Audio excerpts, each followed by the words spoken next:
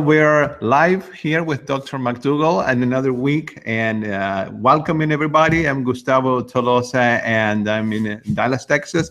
And thank you for joining us. I see people, as usual, from all over the country, all over the world, and we're excited to be back with Dr. McDougall. It is always a pleasure and an honor to talk with Dr. McDougall and to ask him questions and visit. And I know all of you are very appreciative of his time that he's giving us. Dr. McDougall, how are you doing today in California? Oh, good. Actually, It's sunshine. It's sunshine today. This morning, the power is off, and I thought, oh boy, I'm going to have to drive to Starbucks. It didn't work out that way. Actually, the power came back on. We've had a lot of rain, which people say is good.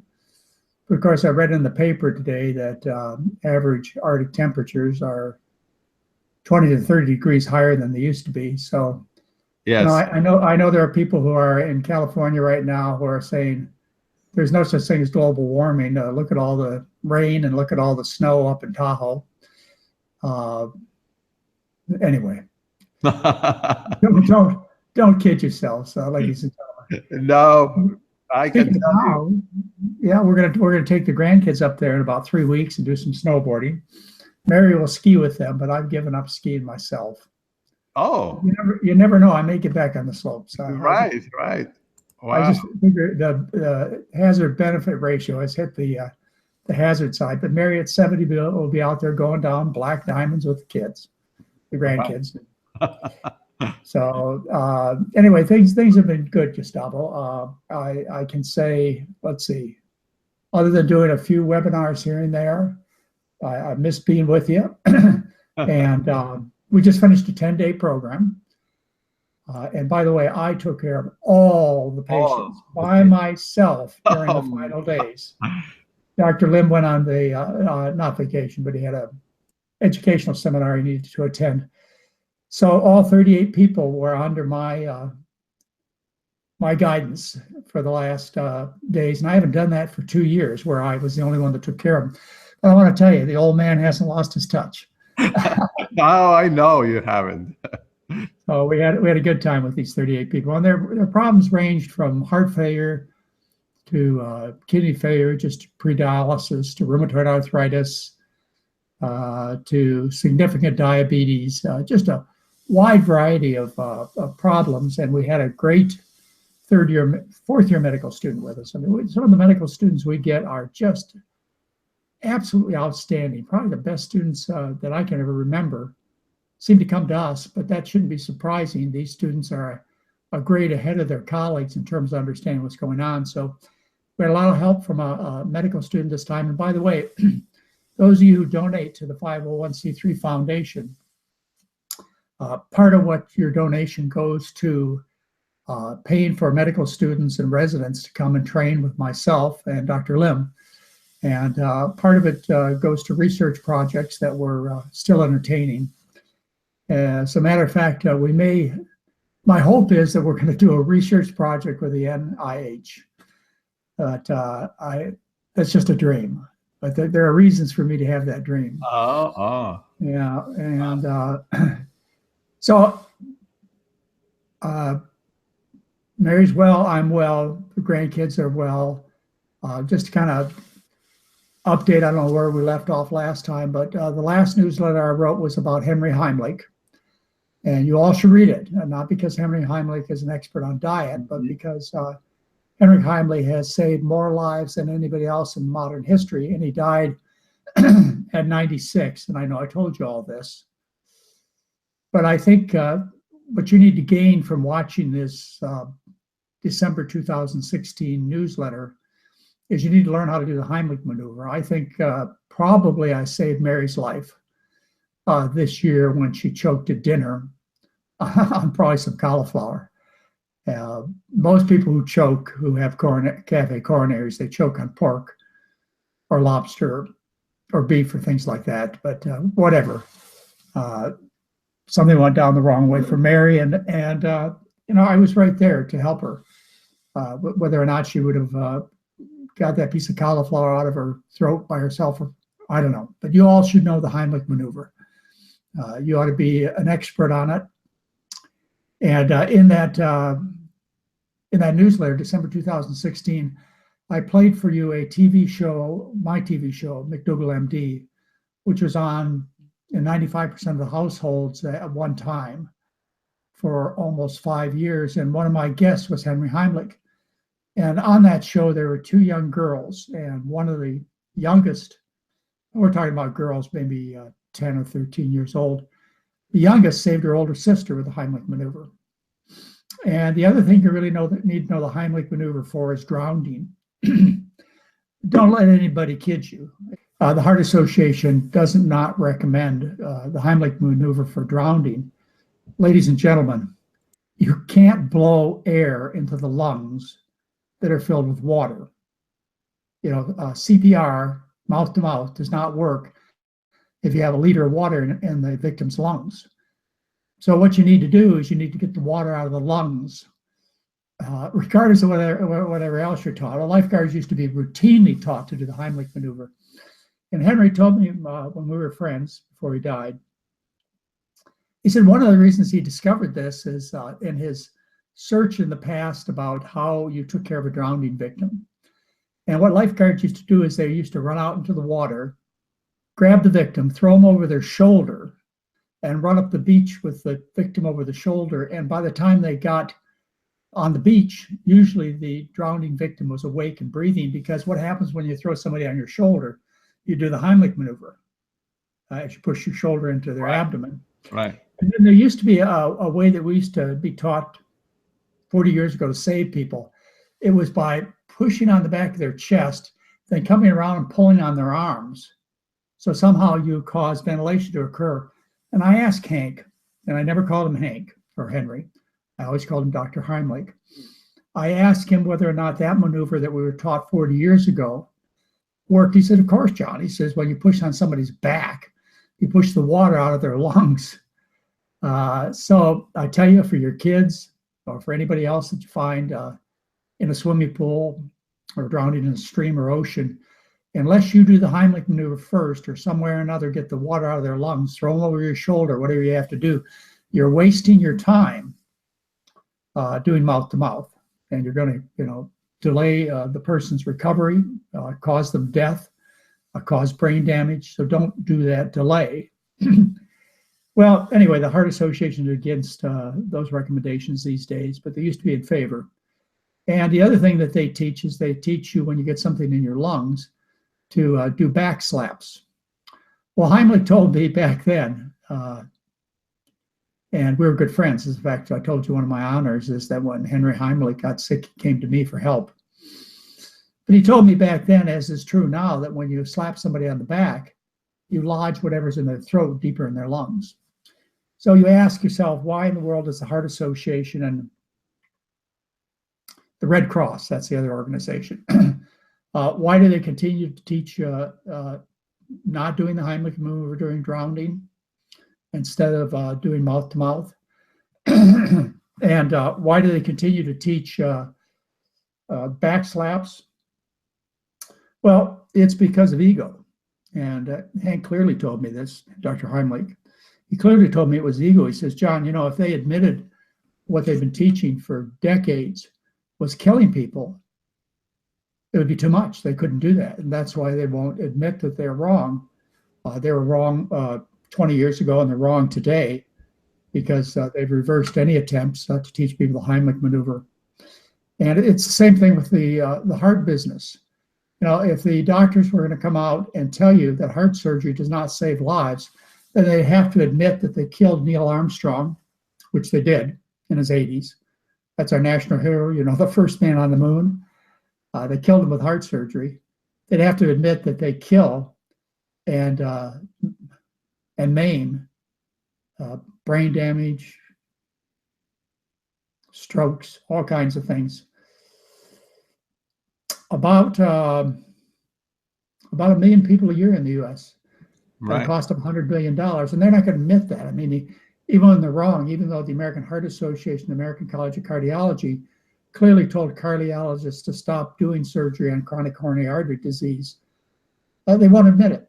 and you go to the doctor, they'll say, no, no, this is life-saving, because they can't admit that they've been killing people. Right. Much less turn down the many thousands of dollars that they make, not just the doctors, but everybody else on the team, including the hospital. It's the same thing with the cancer business. You know, I'm shocked. I had a patient with breast cancer last program. And I'm shocked that mastectomies have become more popular when back in 1982, I did it pretty much myself. Got a law passed in Hawaii, which is called an informed consent law, which forced doctors to tell women that breast surgery does not save lives. And there are now 18 laws of informed consent in the United States, at least.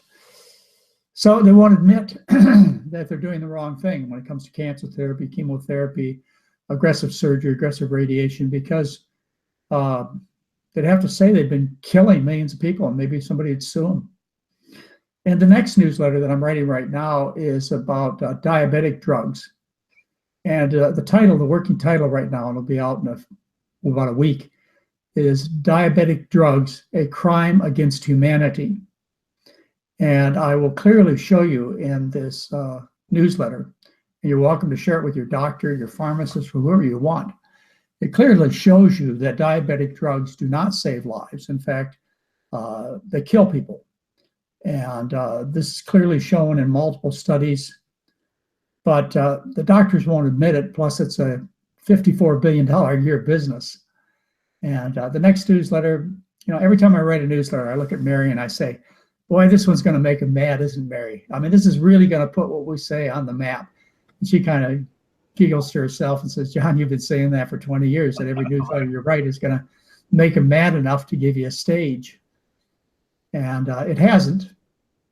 But the title of the article is Diabetic Drugs, a Crime Against Humanity. And we're talking about killing millions of people and misleading them. And part of misleading people into thinking that we're going to save them with heart surgery and cholesterol pills and diabetic pills is it takes their focus of attention off of what they really need to be paying attention to, which is the food. Because type 2 diabetes is 100% curable with diet. And when the patient says, well, you know, I'm too busy or I'm really not interested in giving up my beef steaks and my cheese sandwich, I've got these pills to save me, then they're less likely to go for the cure, which is the diet. So in that way, it's a crime against humanity. It takes the focus of attention off of what people should be focusing on. Anyway, that's what I'm working on the next 7 days is that newsletter. And then, Gustavo, you and I hop an airplane on Friday. Tomorrow. Yeah. That'll be and fun. We take 150 people to Kauai. We'll be doing the broadcast next Thursday before we go, so we'll have a chance to talk about that. But you agreed to, and thank you for giving up some time on your vacation. You agreed to take a couple hours off the following Thursday, which will probably be the first Thursday in February. And we're going to broadcast from the Kauai Sheraton, and I hope we get a beautiful view of the ocean, and everybody watching says, oh my goodness, are they having a good time? You know, maybe next year I'll find a way to sign on. Likely we're going to go back to Hawaii in January of 2018. Or you may be thinking, well, I'll go to Alaska with them in 2018. And by the way, none of these dates are set. We've signed no contracts. It's just what Mary and I are thinking about doing. And there are only 52 spots on the Alaska boat because our family takes up the rest, which are a total of 62 spots. But anyway, we're going to be doing that next week, Gustavo. And then the week after that, we've got this amazing advanced study weekend. David Katz will be there. I'm flying in the SpudFit guy from Australia. Right. Andrew Taylor. There's going to be a guy that will change your life. In fact, I hope to send out a newsletter to you. For those of you who can't come to the Advanced Study Weekend, which is February 10th through 12th, 2017, there is a speaker we're having. His name is Kevin Hall, PhD from the NIH. Took me 6 months to get him here because The NIH has to approve to make sure there's no conflicts of interest, etc. I wanted to fly him here first class. He would be able to take, he takes no honorarium. He can't because he works for the NIH. He couldn't take a first class ticket. It's just, I'm amazed that he's coming, Kevin Hall. But we'll send out to you this week, and I know all of you should be. If you're not, you're on the mailing list. And one of the promotions for the Advanced Study Weekend will be Kevin Hall. And to link to that is a New York University Grand Rounds, which he gave.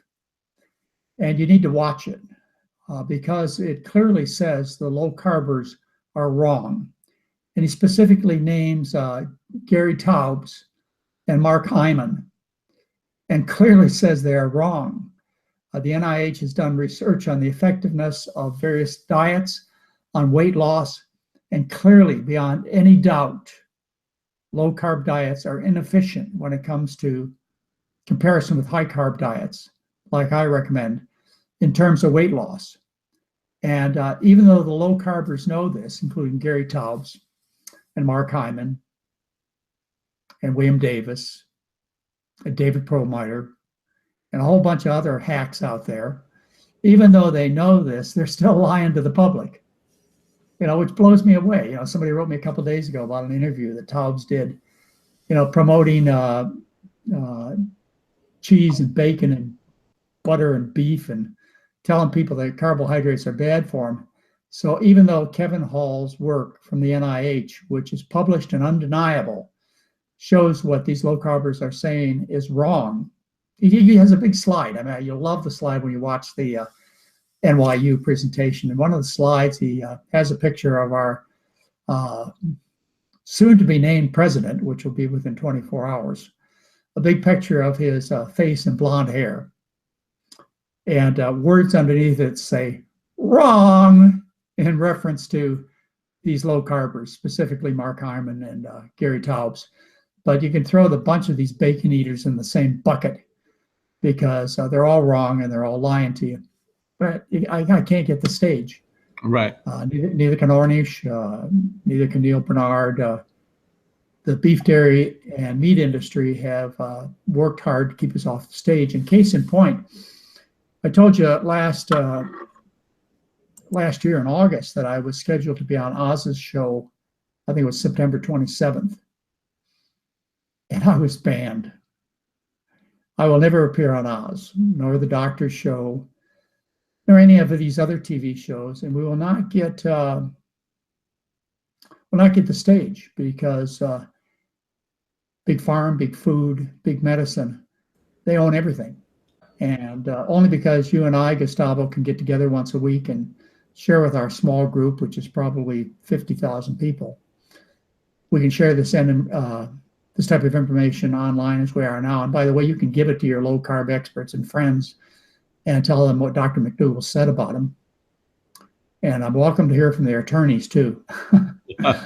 You can tell them what I said. Anyway, there's no response. There's no benefit to Right. giving me the stage. Right. So anyway, getting back, you don't want to miss this Advanced Study Weekend. If you can make it, February 10th, there will be no other Advanced Study Weekends in 2017. Oh. Why? Because we're doing another intensive weekend. Oh. Yeah. So this is the only one. Are you coming?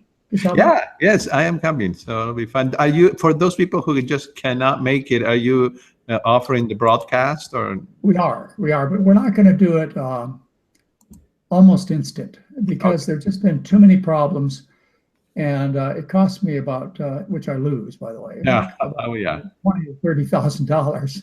Yes. Do almost live broadcasts. So we'll be editing it, which will be a better show. Right. Doing a post weekend edit, and hopefully we'll have it out within 4 days. Uh-huh. But I can't promise that. But we'll have it out as a streaming event. You will not be able to download it, and you can watch it for the next 6 months online. And we'll tell you about it. If you subscribe to the newsletter, we'll tell you about it. But my guess is we'll probably have about 250 people live, and we'll sell out. And my son Craig's going to be there, and hopefully my brother Bill, and you'll be there, Gustavo, and Yeah.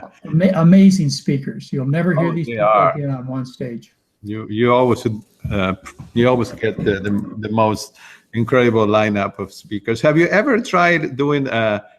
Someone is asking here a broadcasting of the 3 day the intensive program. I We don't think so. have, we Oh, have, and I would like to do it, but it just hasn't happened yet. Everything that we do talk about in the 3D intensive unit is available, or the 3D intensive weekend is available on my website. right. It is. And almost all the lectures are free, certainly all that I give. And one of the really highlights of this next advanced study weekend, February 10, 2017, is Mary is going to be captured on stage live with 3 of the highest quality cameras you could buy. And she will be on stage, and we'll be recording 2 of her presentations that she gives at the 10-day program. And they'll be available as a streaming download that you can purchase. And likely I'll put them up free on the website. Oh, good. Yeah, because it's so important for her to, Yes. for you to see what she has to say. She's Yes. an amazing presenter. It is. She is. To me, that's the highlight of the whole weekend, is having Mary give 2 talks. That's right. That's right. And it wasn't easy for me to talk her into it either. Well, you succeeded. And then we've got a few open to the public 10-day programs where I and Dr. Lim Right. take care of the patients. And then we have a couple of corporation programs in the fall. And as I mentioned to you before, ladies and gentlemen, Mary and I and the rest of the team with a lot of the McDougall program, we need your help. So if you have any contact with legislators, anybody in government that's willing to listen to the truth and to cut healthcare costs by, let's just guess, 80%, and make America great again. That's what I say, make America great again. So if you know anybody that can help, let us know. Or if you know of any corporations, or I don't necessarily mean corporations, but companies, like, for example, we take care of Whole Foods employees, and we take care of CenturyLink employees. These are multi-billion-dollar companies. So if you know of any companies that are tired of losing employees that cost $1.5 to $2 million a piece to replace, and you're not getting the most out of your workers, then we're here to do corporate programs. So we're going to do more of those. Anyway, I got my whole pitch in before we even started, Gustavo. Very good. Very good. Well, Dr. McDougall, I have some really good questions, and I don't want to, disappoint our viewers here. Sure. Would you mind just taking a few? No, I would really like to. Mary and I did the kind of sat and talked about our lives here the last time we were on, and That was wonderful. And we've gone through all of the medicine, the Challenging Second Opinion book. That's right. We've talked about that. And you and I have discussed whether or not we're going to do the GI book. The only hesitation I have on that, and I think we will, is that you have to purchase it. I can't give it to you free. It's still under copyright protection by the publisher. You can buy it at Whole Foods or Amazon. It's still a very minimal, price for that book. I think a lot of people are going to benefit from that. Yeah. I wish I could give it to you free, but I can't. You understand? It's still a big seller, and I wrote it in 2007. Right. So 10 years ago I wrote it. 10 years. Wow. Yeah. Well, it's amazing how time goes, isn't it? Science doesn't, get outdated. So everything that you say there is still up to date. And the pictures are amazing. Yes, they are. So we might do that. But go ahead. I'd really love to answer some questions. All right. Well, let me just start with a few questions that people turned in using our email webinar@drmcdougall.com. And then just know that we have way too many to cover in one webinar, but we'll have another one next week. So Dr. McDougall, one person writes, I have stage 3 chronic kidney disease. How can I apply your diet within the restrictions of a kidney disease diet? Okay. Well, my guess is stage 3 is not all that terrible. But then again, how you classify kidney disease varies by different observers. My guess is what you call stage 3 kidney disease means that your creatinine is about 2 and not 5 or 6. Creatinine is a measure of kidney function. So if you're running a creatinine of say 2, 2.5, you've got you've got some kidney function left, adequate amount. You probably have 40% of your kidney function left or 30% left. I mean, you've lost 60, 70% of it. So it's a big deal. And the diet I teach is the classic diet for slowing and or stopping the progression of chronic kidney disease from various sources like diabetes and atherosclerosis and polycystic kidney disease and post-glomerulonephritis, et cetera, or even transplant. I had a patient in a recent program. In fact, I usually get one person with stage 3 kidney disease every program. But if you're pre-dialysis, what this one person was, with a kidney function of about 12%, I taught him or her the diet, and likely he or she will be able to avoid kidney transplant for much longer, because his or her kidney doctor clearly said that the patient should have a transplant before getting on dialysis, because dialysis is just so hard on the body. They do much better if they can have a transplant prior to having to go on dialysis. And of course, his goal coming to see me was to give him a little bit more time and to be in better health before he receives a transplant, which happens to be coming from his wife or her husband, whatever. I'm not going to offer any identifying information, but anyways, the spouse has donated a kidney. So the thing is about the spouse that must be clearly known is the spouse is now losing his or her kidney function, cutting it in half. It is the official recommendation by whatever society that is knowledgeable about kidney transplants, kidney disease, et cetera, that the donor is now at risk of losing all kidney function because you cut the kidney function in half. So wear and tear due to a high protein diet is greater when you've lost kidney function already. So it is the official recommendation that the donor, not just the recipient, but that the donor go on the kind of diet, low protein diet I recommend. And again, it's low protein they focus on, but the diet I recommend is most ideal because vegetable proteins are much easier on the kidneys. And by nature, the diet I recommend is much lower in protein than the average American diet. So yeah, it's important. You can, as we talked about on this show, I've showed you the study from the New England Journal of Medicine published in 2002 about 4 children. There are actually several adults in the study too, but 4 kids that had inflammatory kidney disease called nephritis or nephrotic syndrome, where they identified cow's milk protein with all kinds of beautiful pictures as the cause of the attack on the kidneys. And they took the kids off the cow's milk, and all 4 were cured with residual damage. Right. And this was published in the New England Journal of Medicine 2012. We've talked about this. Yeah. I just happened to have a little free time, and what I do with my free time, it's not read novels, but read journals. So I had a little free time last week, and I went and looked up some of the references from this article. And what they said is that 7 out of 9 infants, have cow milk antibodies in their bloodstream. Infants, 7 out of 9.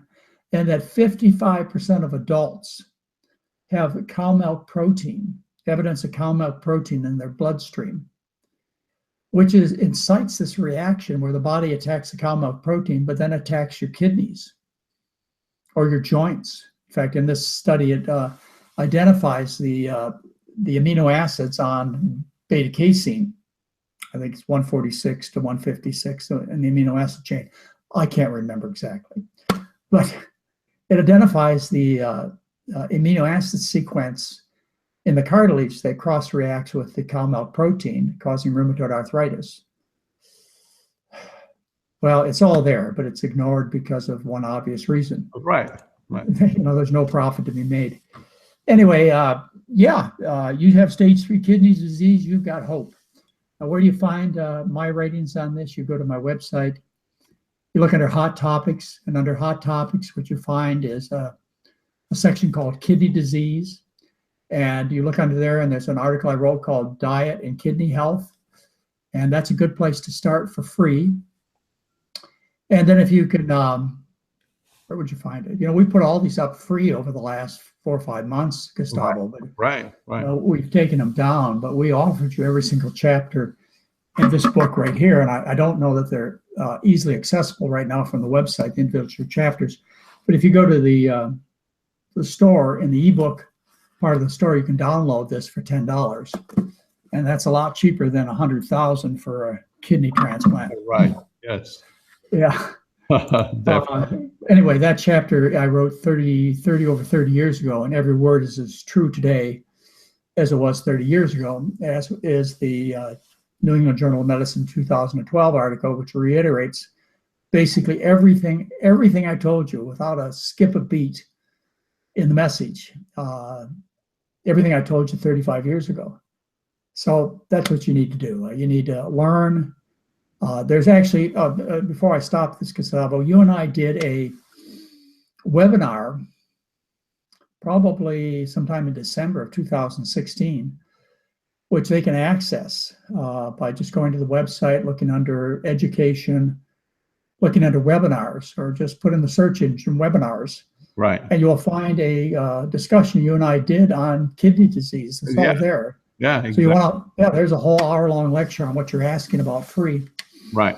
Yeah. All right, Dr. McDougall, a lot of people lose quite a lot of weight, of course, including me with the Start Solution. And then, of course, to lose the last, few pounds, 10, 15 pounds, it seems a little bit harder. And so someone is asking here, for someone looking to lose their last few pounds of body fat, is there an advantage to choosing low-fat starches like potatoes, beans, sweet potatoes over high-fat starches like oatmeal, corn, chickpeas as the center of one's diet? After all, the fat you eat is the fat you wear. Yeah, I don't think in any practical terms it matters. We're talking about potatoes, which are 1% fat. And remember, Andrew Taylor, spudfit.com, will be a guest in about 3 weeks. We're flying him in from Australia. He lived on potatoes, solely on potatoes for a year, and lost probably 120 pounds. He's going to tell this whole story. And on YouTube, you can actually find where Andrew Taylor took his first non-potato meal a couple of weeks ago, which was, of course, a starch-based meal. Right. I don't think in clinical terms it really matters. I think simplicity is very important in terms of losing weight. You ought to eat the same thing over and over again, be it rice and beans and kale, be it like Mary last night. Yeah, last night Mary used her Instant Pot. We had mashed potatoes and corn and gravy. Now, my guess is she made the creamy gravy with tahini, but you want to make it without tahini if you're trying to lose weight. And those kind of simple meals. Mary has on in her slow cooker some kind of dish we're going to have with probably potatoes. Potatoes is a big part of our diet tonight. And no, I would say that choosing between high and low fat starches is not all that much of an issue. I do know that simplicity is key. Exercise, of course, will play some benefit. And then I wrote a whole book called the Maximum Weight Loss Program. I wrote it probably 23, 24 years ago. And by the way, it's still in print, still copyrighted, still a big seller for Penguin Putnam. I think it's Penguin Putnam Dutnam now. Yeah. But anyway, it's still a big seller. And what it tells you is to lose more weight, you would follow more of what our good friend Chef AJ tells you. Right. And that is to increase your intake of non-starchy green yellow vegetables, kale, broccoli, cauliflower, but not so much so that you don't get the satisfaction you need from starch. Right. You can do that. People ask about cutting calories. I've never found cutting calories works for many people. Being hungry is just too hard. I know. One of those few people that can do it. And Talking about being hungry, Dr. McDougall, I don't think you like doing the fasting that much, or do you? Do you fast? No, I don't fast. That's too much pain. I actually went for 3 days without food twice, just as an experiment. Mary and I were involved with a religious group maybe 35 years ago. And the whole community decided to get together. In fact, it was I who decided it and challenged them to find out what it was like to be hungry. You know, we listened to stories about millions of people starving in Africa, and we have a lot of sympathy but no empathy. So my suggestion was, let's not eat from Friday afternoon till Sunday, and we'll all get together and have a meal together. Well, I want to tell you, by Saturday afternoon, all I could think about was food. That's right. It was one of the most educational experiences I've ever had. By Sunday, you know, they talk about eating the paint off the refrigerator. By Sunday, it was way, way overwhelming for me. Now, they do say if I'd have waited a couple more days, I'd have gone into ketosis. Right. And it wouldn't have been so painful. And my good friends at True North, they starve people all day long. Yeah, with their exactly. water fasting approach. And so after 3 or 4 days, I guess it doesn't hurt so bad. I was never able to go that long. But no, I don't fast, and I don't know that intermittently fasting is worthwhile. Likewise, I don't know that long-term fasting is worthwhile unless you latch on to the message that the people at True North give, which is when you're refeeding, you learn a diet, which is called the McDougall diet. Of course, they use no salt or sugar, so it's a little less palatable for most people. But you have to learn that diet, otherwise you're week or 4 weeks of fasting. And by the way, I was over there to give a talk 2 weeks ago. Mary and I were at True North to give a talk, and we met some of our earlier patients who had fasted for 4 weeks and lost 50 pounds. I mean, just on water. And I looked at both of them, and they both have still have another 50 pounds to go. And I thought, my goodness, I hope this was enough of an experience to convince you that eating the McDougall diet is easy compared to living on water. That's right.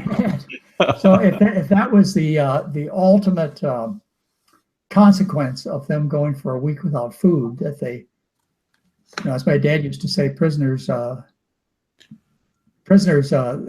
were fed bread and water, and it starts to taste like steak and chocolate candy after about three weeks. That's right. That's right. You know, so if you're having trouble learning what we teach, which is a starch-based diet, then 3 days or 3 weeks or whatever without food will convince you that what we recommend is moderate and reasonable and sensible. Let me just end with one other thing, and that is that the question that you have, the question the person asks is does it always work? And my answer, the best answer I give you is I've been on planet Earth almost 70 years. And I've been aware of the media for 60 of those years. You know, once in a while watching cartoons, I'd run across a newscast 60 years ago. So I've been aware of world history and geography for 60 years. And there was a time when you could look at countries. And the best example I can remember is when I was peripherally, and I mean peripherally, involved in the Vietnam conflict. And we look pictures of people in Vietnam. I mean, there'd be thousands of people, and there were no fat people. And so it was before 1980 in China, and in Japan and Thailand, and even the Philippines before 1980, there were no fat people. And then industry stuck their dirty fingers in these countries, and now obesity is epidemic in all the countries I mentioned, including India. Right. And so you say, well, does it ever fail? Well, you know what? There used to be 2 billion people who lived on 90% of their diet is rice. Mm-hmm. And yeah, they worked a little harder than most folks, but some were teachers and ministers, right, and shopkeepers. And they didn't exercise, and they weren't fat. My best answer to you is never go out to eat. because they always sneak oil in your food. Always. And unless you go with us to the Sheraton Kauai That's right. next week, and it's the best. We have 150 people that we are going to feed. Oh, They're prepared. We're going to do it without any calamity or unhappiness, because that's the way we run programs. oh yeah, yes. Great coordination. But yeah, those are my best hints to you. Okay. Stick with it. Right. Get a little exercise. Simplicity is paramount. It's paramount. Leave the refined foods behind. Like, for example, the lunch today, Mary just took a loaf of whole wheat bread that we get from our local bakery, which is made with no oil and no animals. She just took it out of the freezer, and we're likely going to have lettuce and tomato sandwiches for lunch. And or if we have a Dr. McDougall soup, which we do support that brand. I'll have a tortilla soup at lunch in a few minutes, and a piece of bread. But eating a loaf of bread is not the easiest way to lose weight either. You want to have whole starches like wheat berries. Yeah. Right. Dr. McDougall, you mentioned a few seconds ago about ketosis, and one of our viewers was asking if you could just talk a little bit about what it means. And it says, can you explain it and how it relates to weight loss and body fat? Does burning fat, even on a low-fat, whole food, plant-based diet, produce ketosis?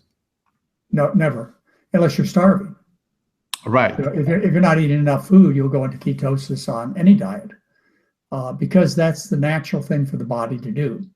Ketosis is a natural state that occurs as a consequence of illness and starvation. The reason it occurs with starvation is because, as I mentioned, the first 3 days of starving are terrible. But after that, you go into ketosis, and ketones, which are in the bloodstream, suppress the appetite. So the next 3 months it takes to starve to death, which is about how long it takes to starve to death, you're at least not thinking about food so much because you're in ketosis. You're thinking of ways to get out of trouble. So it's a natural mechanism for people when they're starving to focus their attention outside of the pain of starvation. You go into ketosis after about 3-4 days of starvation. The second natural condition is when you get sick. When you're sick, you're supposed to be recuperating, not out gathering and preparing food. So naturally, when you're seriously sick, you go into ketosis. These are natural states. The way ketosis occurs is the body usually burns sugar. That's the intention of the body's cells, to burn sugar. Well, if there's no sugar available, what does the body have left to burn? It has to burn what's obvious, which is the body fat. That's the metabolic dollar that's saved for when no food's available. So if you don't eat any sugar, like, for example, you're on these low-carb diets, a la Atkins, Barry Sears, William Davis, Carrie Taubes. I mean, I could go on for a sickening list of gurus. Mm-hmm. If you follow these kinds of diets, what you do is you simulate sickness. You go into ketosis, which is where the body burns body fat for energy. And one of the byproducts of fat metabolism is ketones. And you can check them in your urine. In fact, part of these low-carb regimes has been to get keto sticks and check your urine and make sure you're in ketosis. And anyways, you could go on and make yourself sick diet, like these low-carb diets. Mm-hmm. And that's what they do. They make you sick by simulating a natural condition of illness, which is ketosis. And they also make you sick because they increase your risk of dying of cancer, diabetes complications, including heart disease, cause you to lose your bones, become constipated. I could go on forever. And excuse me, low carbers, if you object, my attorneys in San Francisco, there's Stimmel and Stimmel. You can start there. And we'll continue the discussion, hopefully in a public format, so the public can be informed of the truth, rather than being lied to constantly by these low-carb people. Come and see Kevin Hall at the Advanced Study Weekend, February 10th. It'll blow your mind what the NIH did in terms of studying low carb diets. It is unquestionable, undeniable research that should have put these liars on track, but Right. it hasn't.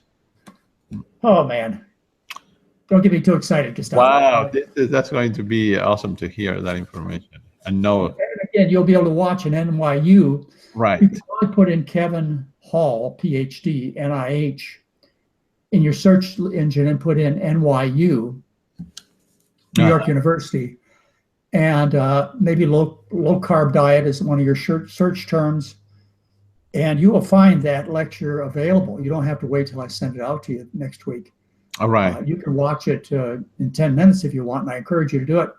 A lot of it's high tech, but the picture of our soon-to-be president within the next 18 hours is there with the words "wrong" right. in reference to Gary Taubes and Mark Hyman and the rest of the low carbers. Right. Oh yeah. It always just blows my mind how these people get away with what they're doing, and it's always because of the money. It's just the money. It is. You know, just like the article I'm writing right now for the January 2017 newsletter, Diabetic Drugs, a crime to humanity. This is a crime to humanity. And I'm talking about billions of people. This is criminal behavior. Yes. That they should be held accountable for, but they won't. Right. But in a fair world, you know, when America is made great again, maybe we'll have. Maybe we will. Maybe we'll have. Who knows? Maybe we'll have honesty. I can tell you one thing. Is the discussions that will follow in the next 4 years will be a lightning rod.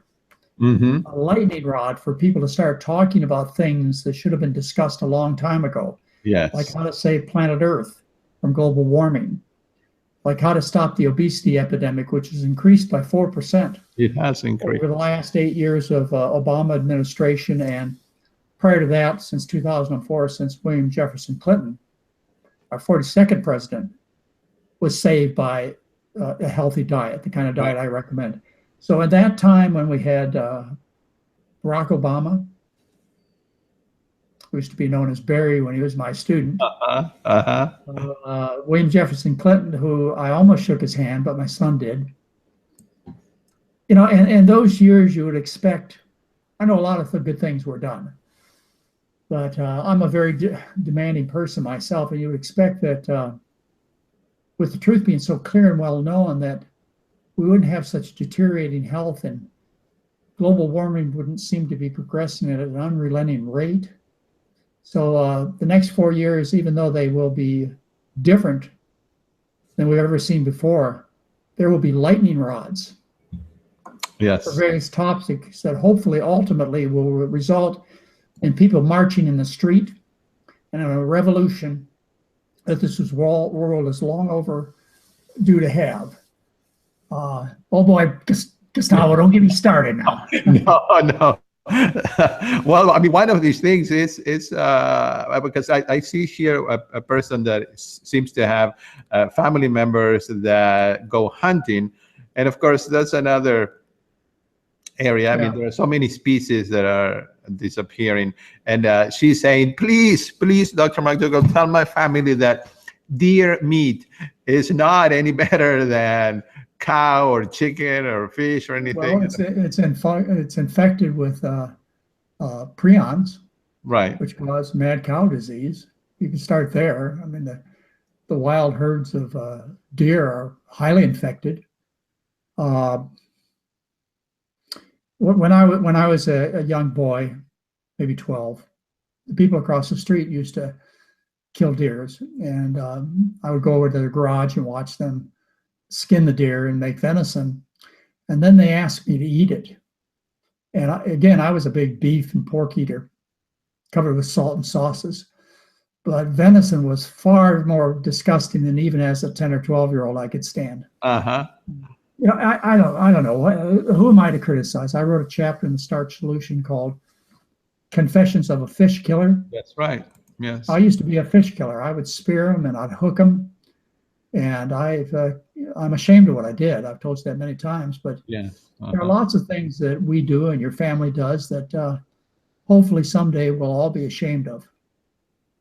Like Right. giraffes, they say, are almost extinct. Yes, it's You know, sad, very sad.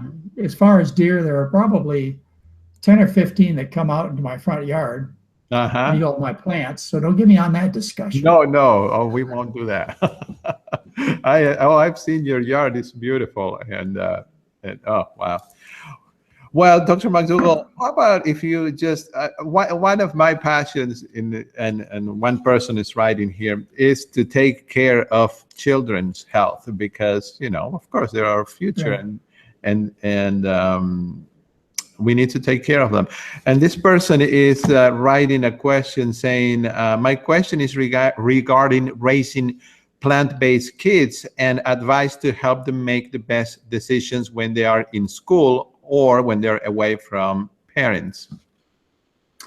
Well, that's about 15 questions that I'd like to answer. Yeah. First of all, the way we take care of children is child abuse. You can do that if you're over 21. Enjoy an American feast burger with hot dogs and bacon and beef and whatever you want. But when you feed children foods like this is child abuse. Yes. I wrote Governor Scott of Florida a letter about 5 years ago. You can find it on my website. It's a letter about child abuse. Governor Scott of Florida, they passed a law which he highly supported, and that is that if professionals like myself, and I am licensed in Florida, by the way, I have an active medical license. If professionals like myself, doctors or dietitians or psychologists or psychiatrists, fail to report child abuse, then they're subject to severe penalties, including jail.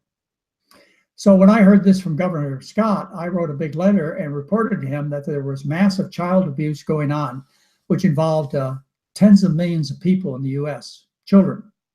They were being abused by McDonald's, Kraft Foods, you name it, In-N-Out Burger. They were being abused, killed, fattened, sickened. And I reported to Governor Scott and the State Department in Florida about this child abuse going on. And I sent them many letters, and I sent the letter to you. And I never heard back from them.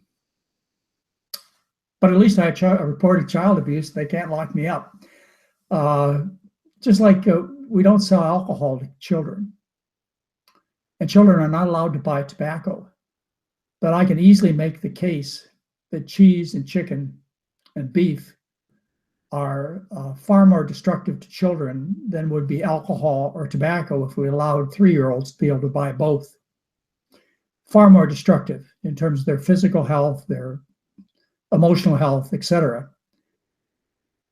Beef, bacon, cheese, that class of milk do far more damage to children than would be unleashing alcohol, tobacco, whatever, as drugs that could be purchased by children. And I hope you understand exactly what I'm saying. Now let's go on to the easy part of the question, the lighter part of this discussion. Is what do you do with kids? Well, I've raised 3 children. They're adults now, aged 33 to 43. And I have 7 grandchildren. And all of my family eats very well. I'm very proud of how they eat. However, my children, as well as my grandchildren, particularly my oldest 3, when they went out to parties, like birthday parties, parties at Chuck E. Cheese's, etc., Mary and I never said, look, you can't eat that food. We didn't say anything at all in terms of what they chose when they went to friends and neighbors' houses. And I think that was the best thing because eventually they all learned what the right foods were. My kids, my grandkids are learning and have learned. You don't want to make these foods desirable evils. You know how when you malign something to your kids, that's something that they want. So our daughter, when she was growing up, and she's now 42 years old, when she was growing up in high school, the way she rebelled against her parents was not alcohol or drugs. She went to McDonald's, and that didn't go on for long. So I don't know what you want to do with your kids. Depends upon how you rule the household.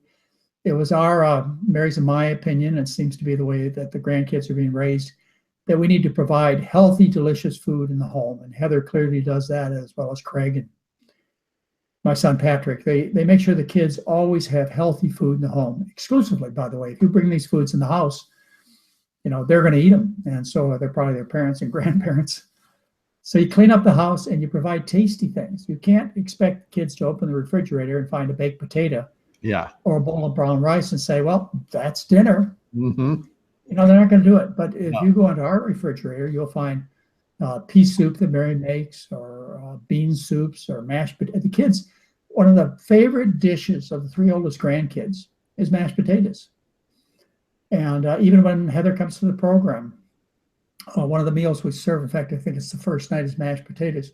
She takes big containers home to her husband and the 3 kids, because that's what they want, is they want mashed potatoes and gravy. Right. So make sure that you have good things in the home. Also teach your children, teach them about, take them out and show them the pig and the cow and their blinky, pretty eyes. Tell them this is what you're eating. I know it doesn't look like a pig or a cow or a chicken on the table, but this is what you're eating. Tell them about things that are important to the children, like performance. My middle grandson, I've told you this, this will be my second grandson of Heather's family. His team just won state championship in soccer in California.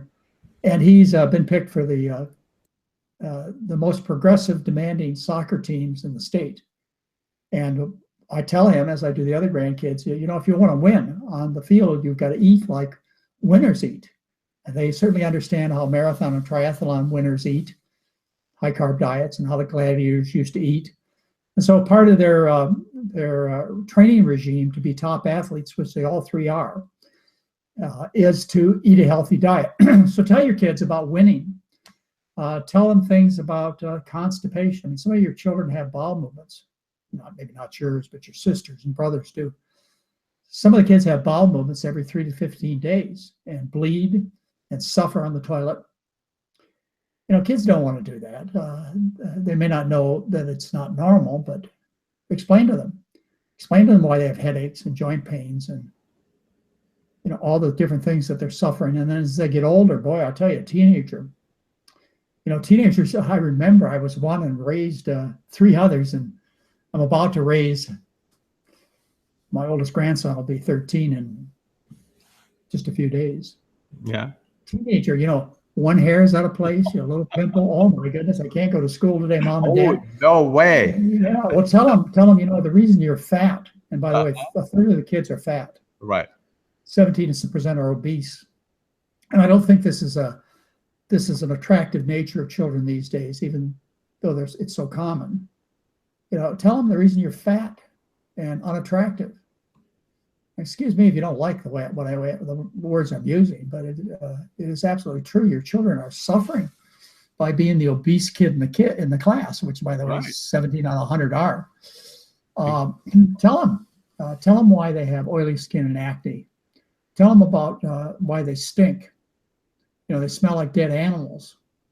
Their classmates notice. Bobby stinks. Why does Bobby stink?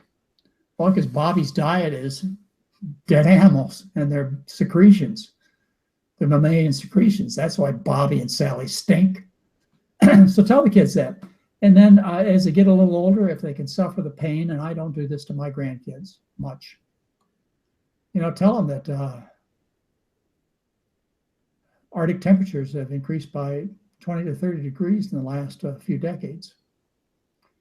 Tell them that there's a piece of the Antarctic the size of Delaware that's about to fall off, like in the next few months, certainly not more than the next few years. It's about to fall off in the ocean, which will eventually result in a 4-inch rise in sea level, which will eventually mean that people living in Florida are going to be moving to Santa Rosa and to Dallas, Texas. I don't know how high your sea level is, Gustavo, but those people that are underwater in Miami, which they are, by the way, the streets of Miami are already flooded. Right. Even without storms. When they don't have homes anymore in Florida, Bangladesh, coastal India, coastal China, Japan, they're going to be coming knocking on your door. Mm-hmm. You know, there'd be 50 people outside my house saying, you know, there are only you and Mary living there. We can put 50 families in your house. Right. And believe me, well, anyway, you understand the whole scenario. So tell the kids there's a world to save, and that's why, Gustavo, you and I and Mary and Doug Lyle and Dean Ornish and Neil Bedard and Michael Greger and Esselstyn and T. Colin Campbell, and gee, I could go on and name maybe 50 people that I personally know, and there's probably 50,000 I don't know, who understand that we have a world worth saving. And tell your kids, paramount to saving planet Earth is for us to switch from an animal food-based diet to a starch-based diet. Savings are huge. I can show you scientific data that shows the impact of growing beef on our environment is 100 times greater than the impact of growing potatoes. Oh, yeah. I can show you where we can get 17 times more protein and calories from an acre growing potatoes than you can beef. You know, half the greenhouse gases are produced by livestock. Get real. You know, you asked me if there's going to be change. You know, you're worried about what's going to happen tomorrow. Yeah. Maybe you're happy about it. Mother Nature doesn't care who's president in the next 4 years. She's got a plan of her own, and it ain't pretty. So anyway, yeah, it's crucial to educate kids, like you're saying, because they are intelligent. They really listen and they really process the information. Yeah, I at my children's school last June, there was an 8th grader who you probably heard me tell this story before, but he was raised in 4-H, and his family has cattle on their ranch, and he gave a talk about whether or not, he asked how many people in the audience at this school were vegan, and Mary and I and Heather and maybe no more than a half a dozen other people stood up. And then he went on and gave this most amazing lecture about how you ought to rethink all this. He's an 8th grader. How you ought to rethink all of this. And I wrote the school through the president, asked them to pass it on to his parents about what an amazing presentation he gave, and what an impact what he said had on myself, and I'm sure the rest of the audience. So there are a lot of young people out there who are aware, and a lot of them extremely talented. And this was just one example. I wish I would have had that presentation recorded and had the permission of the school and the parents to show it to you, because it would have blown you away what this child, young adult, had to say, and how he called upon us parents and grandparents to do the right thing. You know, do the right thing. You know, the people I saw last week that I told you I took care of myself. And by the way, there was one lady I'll never forget. I have to tell her she was the star of all-star McDougallers.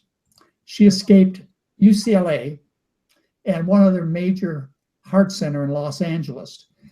She refused heart surgery with as many as 20 doctors standing in a room telling her she would die if she didn't submit to coronary artery bypass surgery. And I told her, I said, you know, you're the toughest woman I've ever seen, because she checked herself out. And by the way, she had a medical background herself. I said, I've never seen anybody as strong as you. I said, I don't think anybody I know of, except for myself, would be strong enough to look 15, 20 specialists in the eye who say, you will die if you don't have this heart surgery. But by the way, a few of them came in after hours and told her private bedside talks, you know, you're at high risk and this is likely to kill you. So there were a few honest doctors who stepped forward.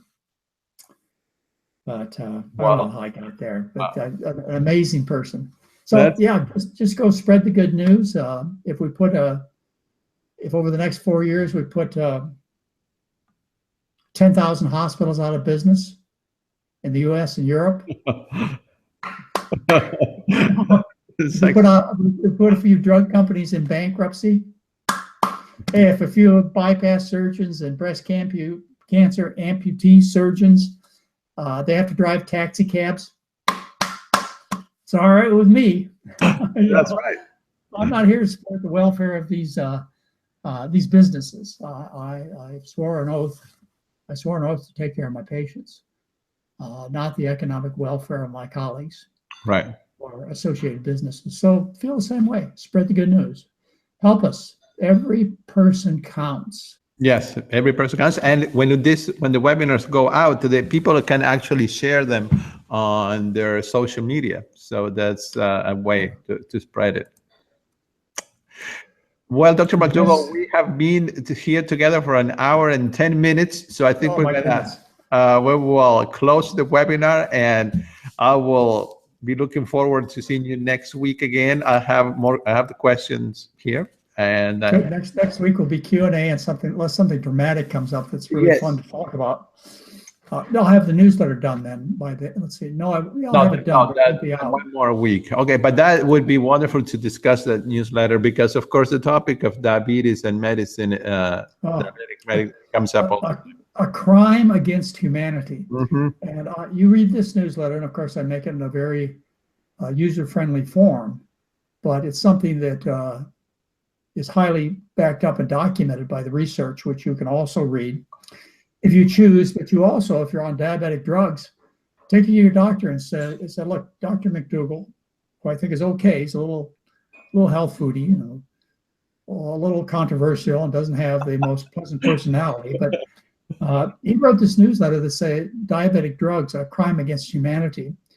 And I'm on 3 diabetic drugs, pills. It's diabetic. Insulin saves lives, but that's a whole other story. Right. And I said, but you just take the newsletter into your doctor, throw it on his or her desk with a $100 bill or a $500 $100 bills, whatever it takes to get him or her to set time aside to take good care of you, to read the article, and say, I want you to tell me one word that this doctor said that's incorrect, and why it isn't true that diabetic drugs are a crime against humanity. And see what happens. Yeah, see what happens. And if you get any response that's negative, I'll correct any error that I made. Uh-huh. Not that I don't make errors, but I doubt it. Uh-huh. Yes. What they'll do is, if you object, is you say, I'm not taking any of these dangerous drugs again, they'll say, okay, whatever you're doing is fine. Next, come on, That's next. right. Exactly. That's exactly right. Yeah, it's just business. Don't get personal. I do remember. Thank you, Gustavo. I do remember going to my doctor the first time after starting the McDougall diet and having lost 70 pounds, and he was like, "Oh, well, great. Whatever you're doing, keep on doing. Next." Yeah, next. Yeah, that's it. Yeah. All right. Well, thank you so much again, and thank you, everyone. And we'll just see you next week, hopefully. That's our plan. Okay, that's the plan. All right. Bye-bye.